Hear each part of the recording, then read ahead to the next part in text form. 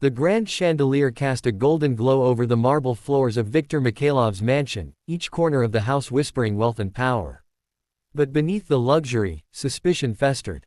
Viktor sat in his private study, a crystal glass of brandy in his hand, eyes narrowed as he watched the newly installed security feeds.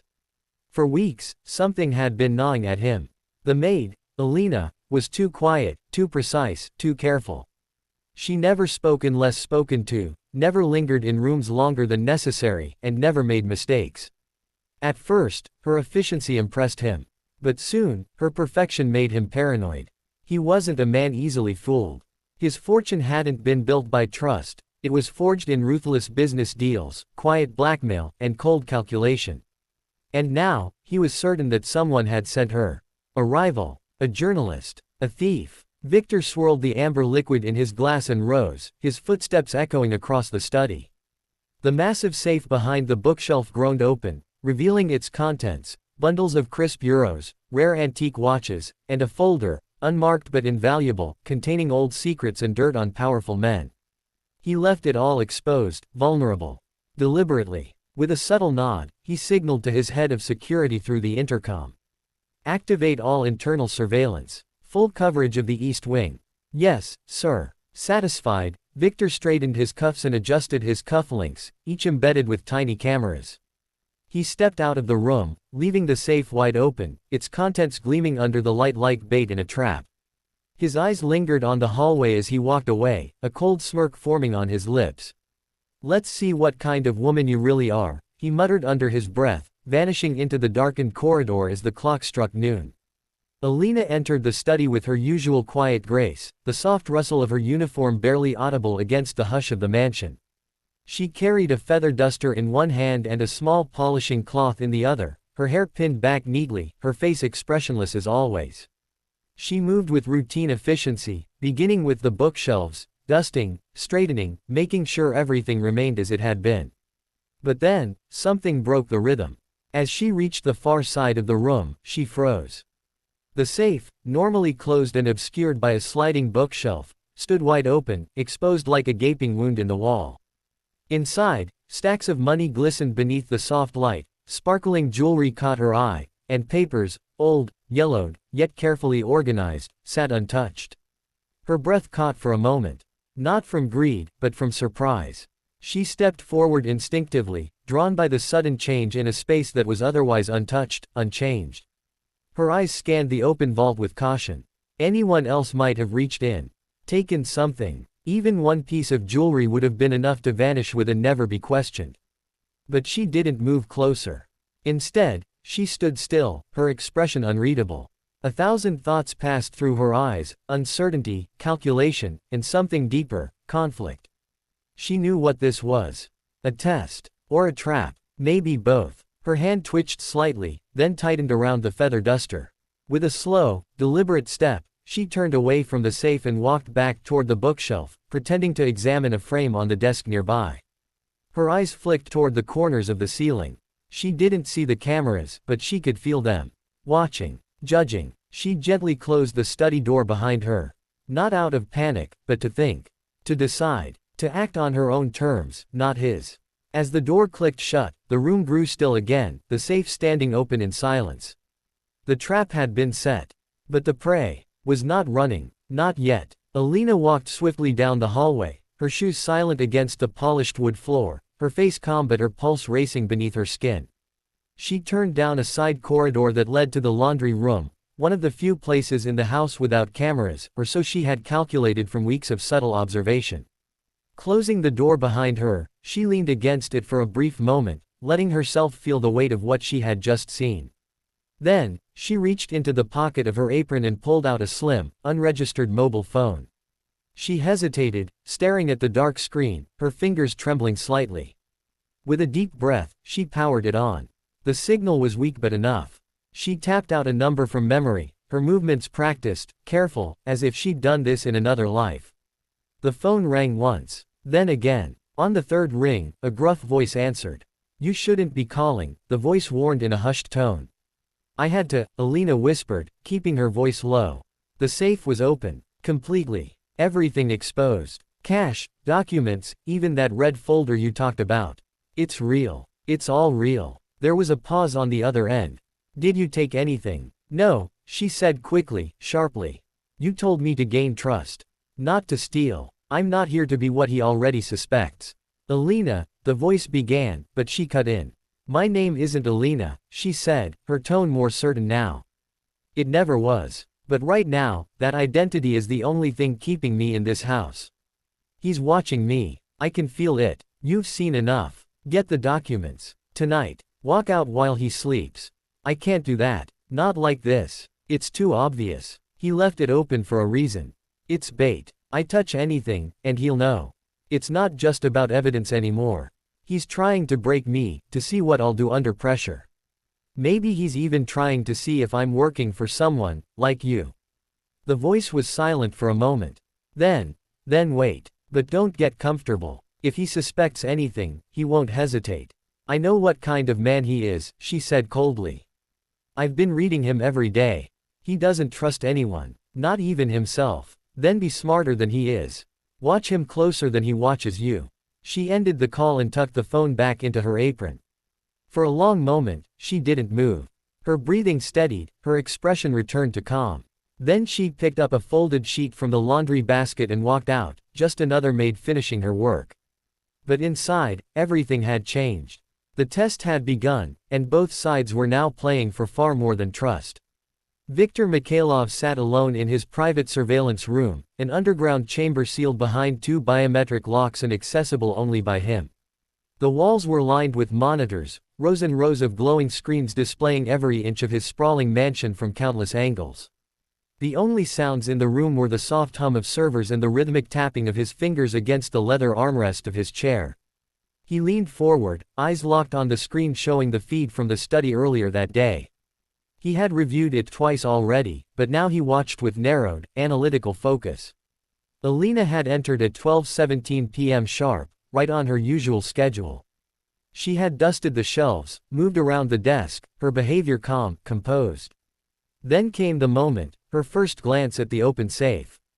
Viktor paused the footage. Her reaction had been minimal. Too minimal. No surprise. No curiosity. He murmured aloud. Or is she just that good? He pressed play again. Alina took a step forward, hesitated. Her hand lifted slightly, then dropped. She backed away. Her body language showed tension, but not greed. She didn't even peek inside to see what else might be hidden in the safe. She just stood there, calculated something in her mind, and turned away. Viktor leaned back, frowning. He switched to the hallway feed. Moments later, Alina exited the study, her posture calm, her hands folded neatly over her apron. No hurried movement, no visible panic. But something wasn't right. He switched to another camera, one placed discreetly above the corridor outside the laundry room. It showed her slipping inside quietly, glancing over her shoulder before closing the door behind her. He zoomed in. No camera inside the laundry room. A blind spot. That wasn't a coincidence. What did you do in there? He muttered. He accessed the digital logs and noticed the slight spike in localized signals in that area, barely noticeable, but enough to suggest a brief wireless connection. A phone. One not registered to the staff. His jaw tightened. Who did you call? He whispered. Rising from his chair, Viktor poured himself another drink, this one with a trembling hand he quickly masked.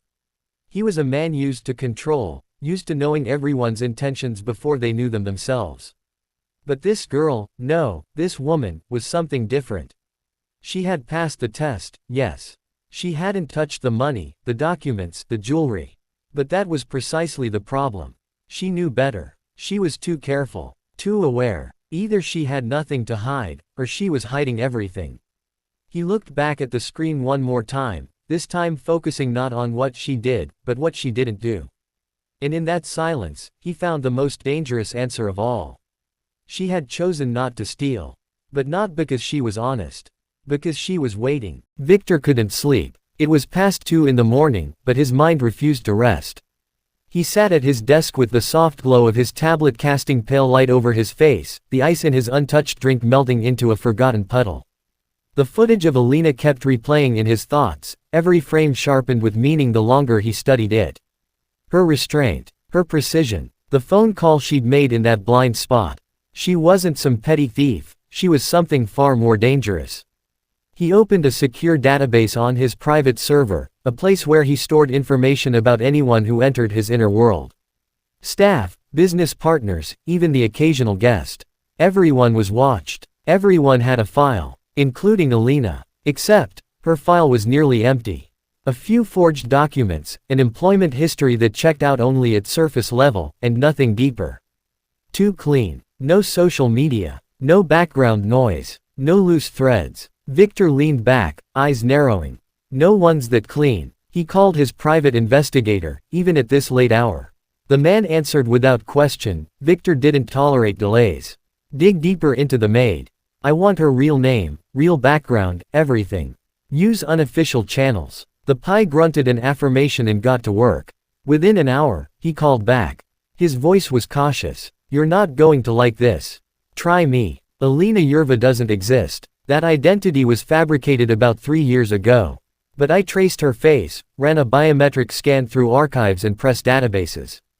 Victor sat up straight. Go on. She's Elena Sokolova. Used to be a journalist. A good one. Investigative, smart. A few years ago, she published a series of exposés on corrupt officials, dirty money, and black market dealings. Got a lot of attention, and enemies. Then she disappeared. The name hit Victor like a slap. He knew that name. Years ago, one of her stories had almost pulled the curtain on a network of offshore accounts tied to several powerful businessmen, him included. But she'd vanished before she could publish the final piece. She went underground. Victor muttered. Looks like it. No trace of her after that. Until now. He ended the call and stared at the image on his tablet. Alina, or rather, Elena, smiling gently as she folded linens in the hallway like a simple servant. But that was no maid. That was a woman who had come back from the shadows with a purpose. Everything clicked into place. She wasn't interested in the money. She was never after the safe's contents in the obvious sense. She was watching him, testing him, learning his patterns, mapping out his life. And now she had everything she needed. Except for the one piece she was likely still after, the red folder. The one she hadn't taken. Yet, Victor's hands clenched into fists. He had underestimated her. He thought he was the predator in his own house, but a different kind of hunter had entered, and she was far more dangerous than any thief. She was chasing the truth. And truth was the one thing he feared more than betrayal. The clock in the hallway struck midnight with a slow, deliberate chime. Each echo vibrated through the mansion like a warning bell. Victor moved through the corridor with silent precision, barefoot, wearing a silk robe and holding a tablet in his hand. He hadn't slept. Not after what he'd discovered. Not after he learned the truth about Alina. Or rather, Elena Sokolova. He paused outside the guest wing, staring at the door that led to the small, modest room where his maid slept. But he knew she wasn't asleep. Not her. Not tonight. She had crossed a line just by being here. Pretending to serve him. Studying him. She hadn't stolen anything, hadn't made a move, but her presence alone was a threat. She'd infiltrated his sanctuary, lived among his secrets. And now he wanted answers. He knocked once. The door opened before the second knock landed. Elena stood in her nightgown, no surprise in her eyes, just quiet resignation. As if she'd been waiting for this moment. You know, she said calmly. You're not a maid, he answered, equally calm. And you never were. She stepped aside without a word, letting him into the room. It was neat, cold, impersonal, just like the identity she had worn for weeks. He noticed the lack of personal belongings. No family photo, no books, not even a mirror. She'd lived here like a ghost. Preparing. I should call the police, Victor said, not sitting. Or worse. You won't, Elena said softly, folding her hands in front of her. Because you already know I haven't done anything. Yet, he echoed with a bitter laugh. You broke into my life. You lied your way into this house. You knew who I was, what I had. I knew what you'd done, she corrected him. Or at least, I suspected. And now I know for sure. He clenched his jaw. You were investigating me. I still am. Victor circled her slowly, eyes scanning her face, searching for weakness. And what exactly did you think you'd find? A signed confession. A stack of cash marked, corruption money. The folder in that safe is old. Outdated. Worthless. It's worth everything to the people you buried with it, she said sharply. That folder proves deals that ended lives. Covered up crimes. Shaped governments. It's not just leverage. It's blood ink on paper. For the first time, there was fire in her voice. He stopped pacing. And what's your endgame, Elena? Expose me. Publish another piece. You think the world will care? You think men like me go down because of one story? I don't need the world, she said, meeting his gaze. I just need the truth. And you made the mistake of thinking you were still the one doing the watching. Silence hung between them like a drawn blade. Then Victor laughed, cold and quiet. You came here thinking you could play the game. That you'd control the board. But this is my house. My rules. No, she said, stepping closer. It was your house the moment I walked in. Now, it's our chessboard. And I've already made the first move. He stared at her, anger rising beneath his skin. But there was something else there too, fear. Not of her, but of what she knew. What she might do. For the first time in years, Victor realized he wasn't in control. Not fully. Not anymore. Victor stood motionless, his robe hanging loosely on his shoulders, the tension between him and Elena like a storm waiting to break. She didn't step back. She didn't cower. Her eyes remained steady, even as she stared down a man who had ruined reputations, manipulated governments, and silenced more than a few enemies. He hated that look in her eyes, the certainty. The calm. The power. You don't scare easily, Victor said finally, his voice low and bitter. I've already lost everything once, she replied. What else is there to fear? He circled her again, slower this time, like a predator trying to regain control of territory he no longer owned. You're bluffing, he muttered. You think I don't know manipulation when I see it. You think I haven't dealt with spies, journalists, traitors. I'm not bluffing, she said evenly. She reached into the drawer of her bedside table and pulled out a small object. Victor's eyes tracked it instinctively, expecting a weapon. But it was just a flash drive, silver, unmarked, and cold in her palm. I didn't touch the folder, she continued. But I scanned the contents. Every page. Every signature. Every offshore account. You were sloppy, Victor.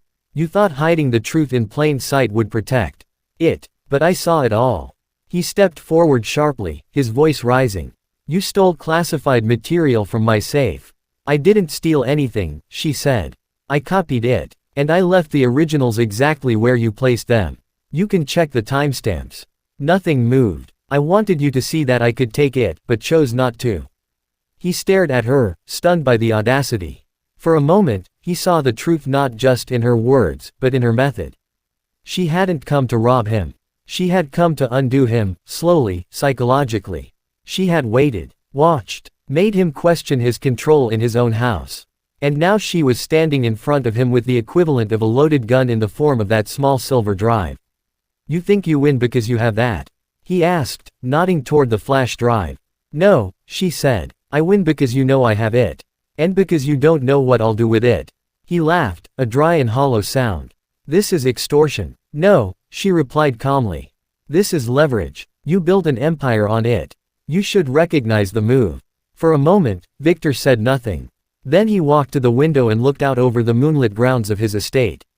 His reflection in the glass looked tired. Older. Smaller. What do you want? He asked, not turning around. I want the truth. Released to the right people. Not just a media leak. Real justice. Quiet, precise, and irreversible. You have the power to make that happen, through back channels, anonymous confessions, sealed documents. You think I'd dismantle my own kingdom for your idea of justice? I think you'll do it, she said, because if you don't, the drive goes public. And this time, you won't be able to buy silence.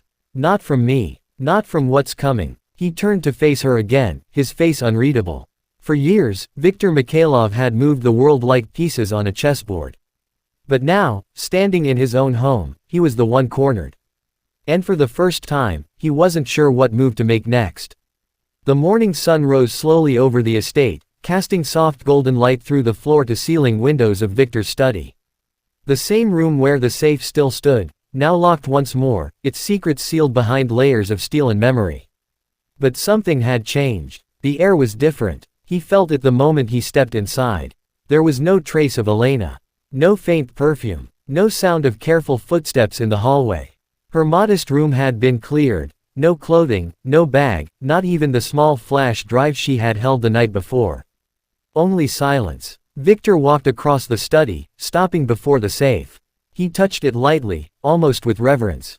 Everything inside remained untouched. But the threat hadn't been theft.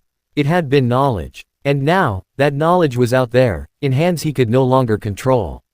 On his desk sat a single white envelope. His name was written across it in neat, deliberate handwriting. He opened it slowly, the paper whispering as it unfolded. Inside was a short note. Sometimes honesty is the most dangerous weapon. Thanks for the test, Elena. No threats, no demands, just words. And that was somehow worse. Victor sat in his chair, staring at the letter, a cold chill moving up his spine. He picked up the phone and dialed his attorney. Transfer 20 million to the Journalist Protection Initiative. Anonymous channel. Quietly. There was a pause on the line. Sir, are you sure? Do it. He ended the call before the man could speak again. A part of him wanted to lash out. To hunt her down. Destroy her. But something in her calm defiance, the way she had moved through his world without ever taking a thing, made him stop. She could have ruined him with noise. Instead, she left with silence. And silence, Victor knew, had a power all its own. He poured himself a drink, watching the morning unfold beyond the window. From this high, the world looked peaceful. Controlled. But he no longer believed in control. She had proven that trust could be a trap, and restraint could be more damning than action. She hadn't broken the rules. She had rewritten them. Victor leaned back in his chair, eyes lingering on the now empty surveillance monitor. His empire still stood, for now. But a single woman, armed with only patience and truth, had shaken its foundation more deeply than any boardroom enemy ever had. And somewhere out there, Elena Sokolova walked free, not as a fugitive, but as a reminder. The game was no longer his alone.